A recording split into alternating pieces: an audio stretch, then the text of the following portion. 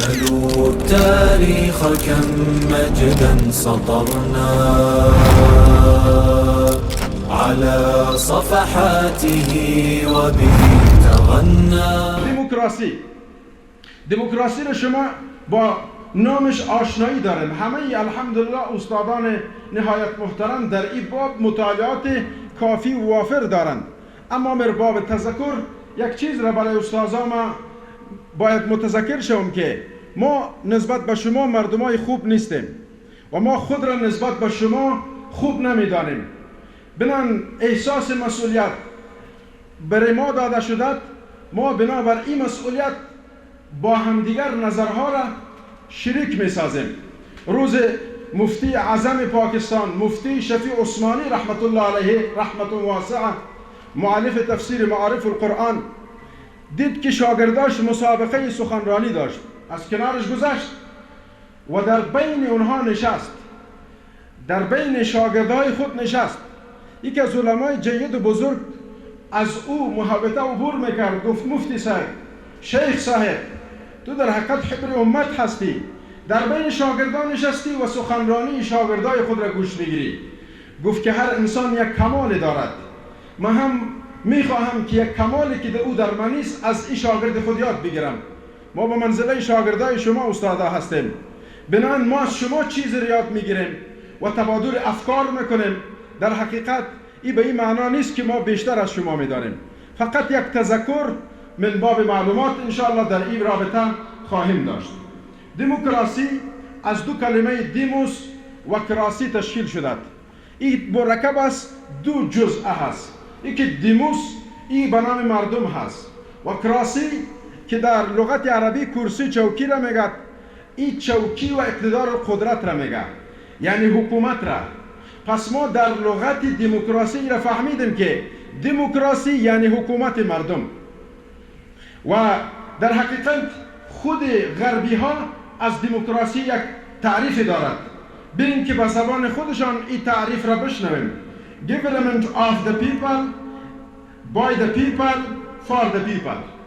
حکومت مردم، توسط مردم، برای مردم. این تعریف دموکراسی است. اگر ما میخواهیم که تعریف دموکراسی را مشخص و واضح و مختصر و موجز تشریح بکنیم، فقط همین کافی است. حکومتی که توسط مردم، برای مردم و بالآخرت توسط مردم چی شده باشد، این ساخته شده باشد، دموکراسی هست. دموکراسی در حقیقت شامل دو اصول هست که ما به این اصولش اشارات خواهم داشت. و یا حکومت و حاکمیت دموکراسی در دو کاتگوری شامل هست. یکی مسئله قوانین هست، دو مسئله تنفیذ قوانین هست. در مسئله دموکراسی هیچ جایگاهی برای دین و رسالت آسمانی داده نشده. یعنی چون شما در تعریف دموکراسی فهمیدن که حکومت مردم، برای مردم، توسط مردم، در اینجا رسالت جایگاهی ندارد، دین خدا جایگاهی ندارد و عقیده و مذاهب جایگاهی ندارد. از توسط مردم هر فکری که هست تراوش شده از افکار باطل باشد، این قوانین دموکراسی است. در نظام دموکراسی و قوانین دموکراسی به نام دین و به نام رسالت و میعاد چیزی وجود ندارد. اگرچه بعض ممالک اسلامی امروز به نام دموکراسی اسلامی مثل که در پشت بوتل شراب نوشته کنی که حلال هست، کل هناء یتوشع بما فیه، یک روز نه یک روز از داخل از این کثافت بیرون میشد. این خو منصفانه و عدالتمندانه نیست که در پشت بوتل نجاست ما نوشته کنیم حلال.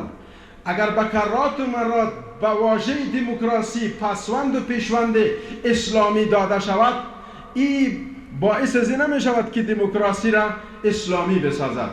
و در اکثر ممالک عواقب احزابی که معتقد به دموکراسی و انتخابات بودند، غرب اونها را قبول نکرد. مثال مبرهن و واضح این است که در مصر شما دیدن که تحت بهار عرب بالآخرت تظاهرات به وجود آمد که در اونجا مرسی یکی از پیش قراولان اخوان المسلمین سالهای متمادی مبارزه ساخت و مبارزه کرد تا که با گمان و زعم خود از طریق دعوت و بدون جهاد مسلحانه میتواند که در حقیقت حاکمیت الله بسازد و موانع و مشکلاتی که در راه دعوت او را برطرف بسازد. سالهای متمادی بعد از سید قطب رحمت الله علیه و حسن البنا رحمت الله علیه این افکار در اینجا مروج ساخت، اما فکر اینها یک چیز مشکل داشت. اونها در جهاد مسلحانه سرمایه گذاری نکردند. بعد از مدت بسیار کوچک و کم در حقیقت السیسی جنرال نظامی که معتقد به کمونیسم و سکولاریسم هست در مقابل اینها قد علم کرد و مرسی را با کسایی که بالعاقبه هم عقیدش بود روانه زندان ساخت، در نتیجه اعدامش کردند. در اکثر ممالکی که اونها با فکرشان میگه حکومت ها از طریق دموکراسی و نظام های انتخاباتی به وجود بیاد، باز هم او را نمیپذیرند. اما مرحله ای که امام ندوی رحمت الله علیه گفت که دموکراسی مثل بودی است که تا وقتی که بر نفع اونها باشد قبول دارند، که به ضررشان باشد او را میخورند و بالآخره خوراک اونها قرار میگیرند. مبنای فکری دموکراسی چی است؟ دموکراسی معاصر زاده افکار و محیط غرب هست و در حقیقت مبنا و بانی اول دموکراسی که از رومی ها هست. یعنی این قوانین دموکراسی از روم سرچشمه گرفتن و امروزه دموکراسی که ما سراغ داریم و میخوانیم، این دموکراسی تراوش شده از افکار غربی هست. مردم غرب در زندگی سیاسی، اجتماعی، امور اقتصادی، قوانین و مقررات رومی ها را تطبیق میکنند و به این عقیدند که دین در زندگی انسان ها هیچ دخالت ندارد و اکثرا این افکار با همدیگر مثل حلقه های زنجیر با همدیگر وصل شدند. سکولاریسم بدون دموکراسی نیست. در کمونیسم ریشه های دموکراسی نهفته است. چون ما این موضوعات را که انتخاب کردیم با شناخت یکش موضوع دیگر واضح‌تر میشد. اگر ما دموکراسی را نفهمیم سکولاریسم را نمیفهمیم، اگر کمونیسم را نفهمیم الحاد را نمیفهمیم. بنابراین اینها با هم دیگر مثل حلقات زنجیری رابطه دارند. اصول دموکراسی چی است؟ اصول دموکراسی بر دو اصل استوار هست. یعنی دموکراسی بر دو پایه‌ای که اونها خودشان ریخته. اصل در حقیقت که اصول دموکراسی و زیربنا را تشکیل میدهد، یکی سیادت یا حاکمیت علیا هست، دوم اصل حقوق و آزادی هست. ما در کاتگوری اول حاکمیت یا سیادت را تعریف میکنیم. سیادت یا حاکمیت سلطه و یا قدرت مطلقه هست که به صورت مستقل حق صدور حکم را دارد. یعنی شما واضح‌تر براتون بگم، منجع و منبع تنفیذ قانون و صدور قانون پارلمان هست. پارلمان میتواند که حکم صادر بکند که بعد از او بالاخره شراب جایز است. چون به آرای اکثریت این موضوع تدویر میشد و انتخاب میشد، بنابراین اینها حق حلال را به خود میدن که حرام بسازند و حق حرام را به خود میدن که حلال بسازند. این سیادت یا حاکمیت اعلی است. یا به رای دیگر سیادت او سلطه و قدرت اولیایی است که هیچ قدرت نه مساوی با او است نه بالاتر با اوست. اینها دموکراسی را به اندازه بالا ساختند و ارزش و جایگاهش بالاخره ارزشمند جلوه دادند که هیچ قانونی نه مساوی با دموکراسی است و نه بالاتر از دموکراسی است. پس وقتی که قانون ذکر میکند، اینها اسلام عزیز ما را با قوانین وضعی خود زیر سؤال میاد به زعم و گمان خودش. یریدون لیطفئوا نور الله بافواههم والله متم نوره ولو کره الکافرون. اینها میخوان با پوف دهان خود نور اسلامی را که این نور با خون شهدا در تانکی و ذخیره تل جایگزین شده، اونها میخوان این نور را با پوف دهان خود پف بکنند، در حالی که کور خواندند.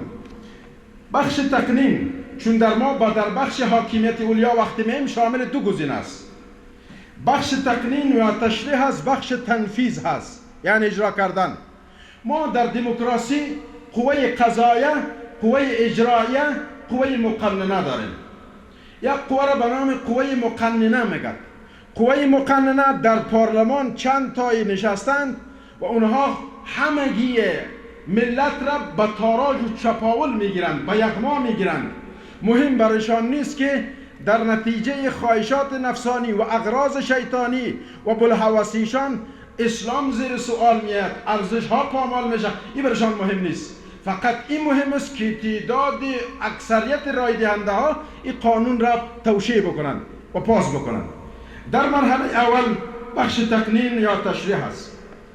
خصوصیات تشریح و یا تقنین چی است؟ یک، وبه تغنى تهاب الأسد وطأتنا لأننا لغير الله كلا ما